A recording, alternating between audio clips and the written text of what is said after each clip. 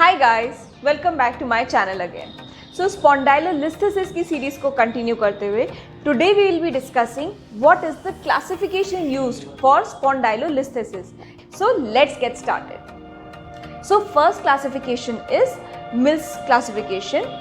सो इस क्लासिफिकेशन के according spondylolisthesis 6 reasons की वजह से हो सकता है। पहला रीजन है डिस्प्लास्टिक स्पॉन्डाइलोलिस्थेसिस, यानी कि जो स्पॉन्डाइलोलिस्थेसिस है वो बाय बर्थ है। बाय बर्थ आपको कोई वर्टिब्रा में ऐसा डिफेक्ट हुआ है, कोई एबनॉर्मल अलाइनमेंट हुआ है जिसकी वजह से बचपन से ही पेशेंट को लिस्थेसिस होता है। Number 2 is isthmic spondylolisthesis. इसमें ये इडियोपैथिक कॉज होता है, I for isthmic, I for idiopathic, unknown cause होता है। इसमें जो पार्स इंटरआर्टिकुलरिस है वो किसी रीजन की वजह से एबनॉर्मली डेवलप हो जाता है and eventually it might lead to listhesis. ये फर्दर क्लासीफाई होता है इन टाइप 2A एंड 2B। तो टाइप 2A कब बोलेंगे? जब सडन फ्रैक्चर होता है पार्स इंटरआर्टिकुलरिस का। टाइप 2B कब बोलेंगे? When there is an overuse, और ओवरयूज की वजह से पार्स इंटरआर्टिकुलरिस का ब्रेक डाउन हो रहा है, राइट। तो सपोज कोई पेशेंट है जिसकी एक हिस्ट्री है कि पार्स इंटरआर्टिकुलरिस किसी वजह से उसका एबनॉर्मली डेवलप था। उसके बाद उसने सपोज किसी स्पोर्ट में पार्टिसिपेट किया और वो गिर गया and he fractured his pars interarticularis और उसको लिस्थेसिस हो गया।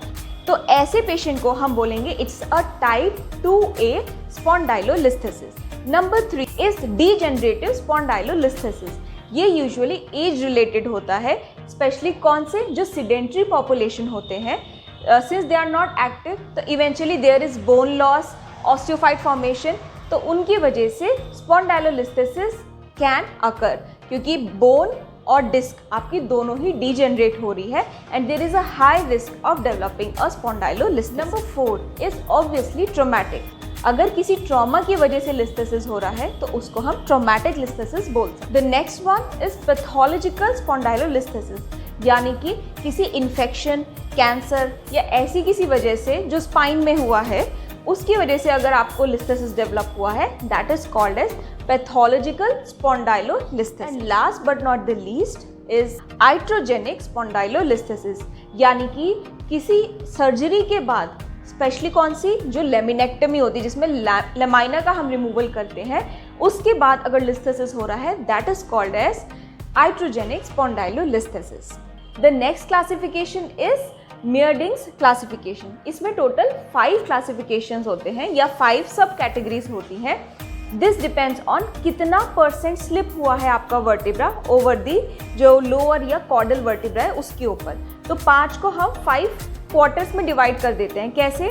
0 to 25% स्लिपेज है तो ग्रेड 1 है, 26 to 50 है तो ग्रेड 2 है, 51 to 75 है तो इट्स अ ग्रेड 3, 76 to 100% है, इट्स अ ग्रेड 4 एंड अगर स्लिपेज 100% से ज़्यादा है, यानी कि पूरा का पूरा वर्टिब्रा, अगर आप साइड से देखते हैं दिस ओवर दिस, अगर ये पूरा वर्टिब्रा आगे आ जाता है तो दिस इज ग्रेड 5 और इसको हम बोलते हैं स्पॉन्डाइलोप्टोसिस।